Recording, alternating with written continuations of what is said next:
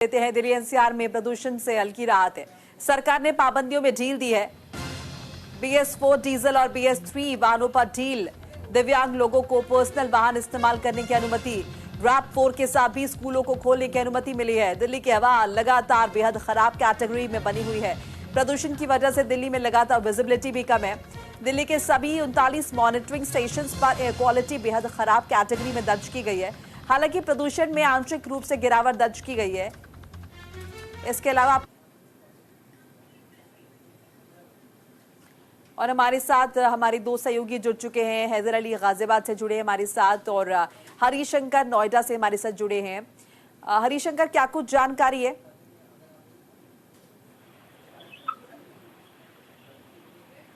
नोएडा की अगर मैं बात करूं प्रदूषण की, तो लगातार कई हफ्ते से प्रदूषण बना हुआ था और नोएडा के कुछ स्थान जहां पर प्रदूषण का स्तर है इस समय कुछ कम दर्ज किया गया है। सेक्टर 62 एक स्थान है जहां पर AQI लगातार बढ़ा हुआ है और PM 2.5 और 10 के स्तर पर जो 26 की अंकों की बढ़ोतरी हुई है और यही लगातार देखने को मिल रहा है, क्योंकि ग्रेप 4 लागू हो चुका है। प्रदूषण विभाग लगातार जो है अपनी कार्रवाई कर रहा है और इसको देखते हुए नोएडा प्रदूषण के जो विभाग है, जो प्राधिकरण है, वो लगातार स्मॉग की जो गन मशीन है वो लगातार सुचारू कर रखी है और कई जगह पे डंपिंग ग्राउंड जो है उसको भी अच्छे सुचारू करने के लिए कर्मचारियों को लगाया गया है, क्योंकि उसको पानी के छिड़काव से और कई तरीके के अन्य चीजों से उसको ढका जा रहा है। और फिलहाल मरीजों की भी जो संख्या है वो अस्पतालों में बढ़ रही है, क्योंकि खांसी की जो परेशानी है और गले के खराश की परेशानी है और सर्दी जुकाम तो वैसे ही लगातार बढ़ रहा है, क्योंकि डॉक्टरों ने भी कहा है कि इसको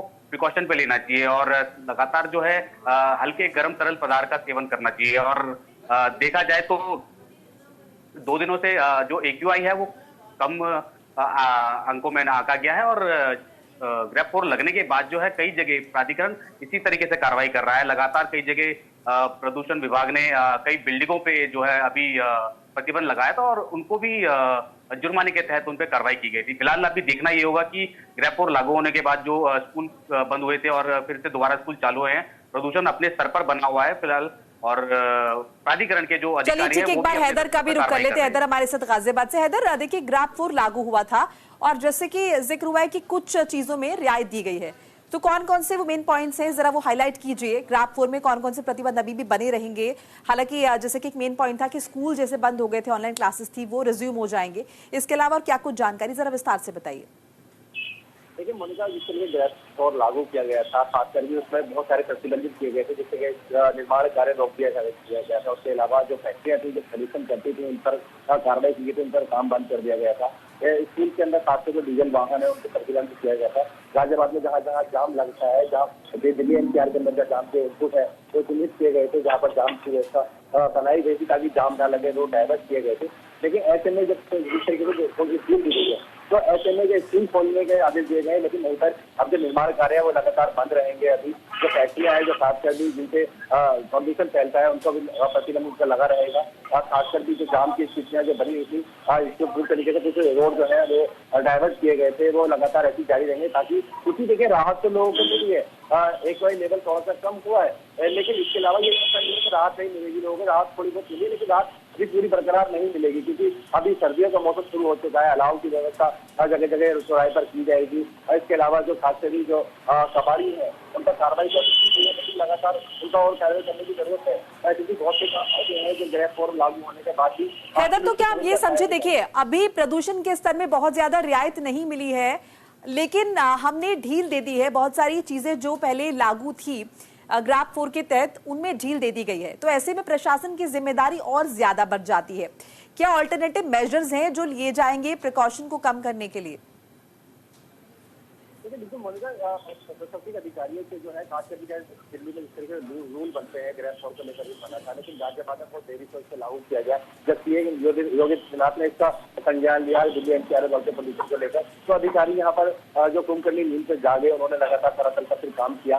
हालांकि बहुत से काम ऐसे हैं जो अभी करने बाकी है, क्योंकि दरअसल अगर देखा जाए जो खासकर भी फाउंडिंग मशीन होती है, जो खासकर भी पानी का छिड़काव की व्यवस्था होती है, वो अभी तक कहीं ना कहीं कुछ जगह पर ऐसे नजारत है, और खासकर भी कुछ जगह ऐसी है जो जाम की स्थिति लगातार वहाँ बनी रहती है। और जैसे जिस तरीके से मैं यहाँ पर खड़ा हूँ, तो यहाँ पर लगातार सुबह से लेकर शाम तक जाम की स्थिति बनी रहती है, लेकिन आज फिलहाल में नहीं है। तो ऐसे में प्रशासनिक अधिकारियों ने कुछ धरातल पर कुछ तो काम किए हैं, लेकिन कुछ काम करने बहुत ज्यादा जरूरी है, क्योंकि हाईवे गाजियाबाद है, जो दिल्ली एनसीआर में लोग जॉब करने वाले होते हैं, खासकर भी सुबह के समय जाम का सामना करना पड़ता है। मेरे सहयोगी बता रहे थे, सेक्टर 62 का जिक्र कर रहे थे, जहाँ पर सबसे ज्यादा समस्या जाम की रहती है, तो इसलिए एक लेवल वहाँ सबसे ज्यादा है। और दिल्ली गाजियाबाद नोएडा एनसीआर के लोग हैं, खासकर भी नोएडा जाने वाले होते हैं, जॉब करने वाले लोग हैं, वो खासकर जाम से प्रभावित होते हैं। तो यही वजह है कि जाम को लेकर दिया। इसके अलावा जो फैक्ट्रियां हैं जो जिसके चोरी चल रही है, खासकर भी चोरियां चल रही है, अधिकारियों के संज्ञान में नहीं है, तो उनकी कार्रवाई करने की बहुत ज्यादा जरूरत है। और इसके अलावा जो निर्माण कार्य है, जो खासकर प्राइवेट बिल्डर है, जो लगातार उनके पास निर्माण कार्य चल रहा है, तो उन पर कार्रवाई करने की बहुत ज्यादा जरूरत है। तो ऐसे में कुछ काम तो प्रशासनिक अधिकारी की तरफ से किए गए हैं, अभी से एक लेवल थोड़ा कम हुआ है, लेकिन इसके अलावा बहुत सारे काम ऐसे हैं जो करने बाकी है, क्योंकि आने वाले समय में जब जिस तरीके से झील दी गई है, तो ऐसे में एक लेवल बढ़ने की दोबारा संभावना है, और लोगों में आंखों की जलन, गले में खराश जो लगातार समस्या बनी हुई है, तो ऐसे में कार्रवाई दरअसल पर करनी चाहिए ताकि लोगों को राहत मिल सके। हरिशंकर, जैसे कि अभी जिक्र आपने किया कि स्कूलों में ढील दी गई है, अब स्कूल जो है अब फिजिकली ओपन हो जाएंगे, तो क्या माने एग्जीक्यूशन ये सोमवार से होगा आने वाले, चूंकि आज शुक्रवार हो ही चुका है?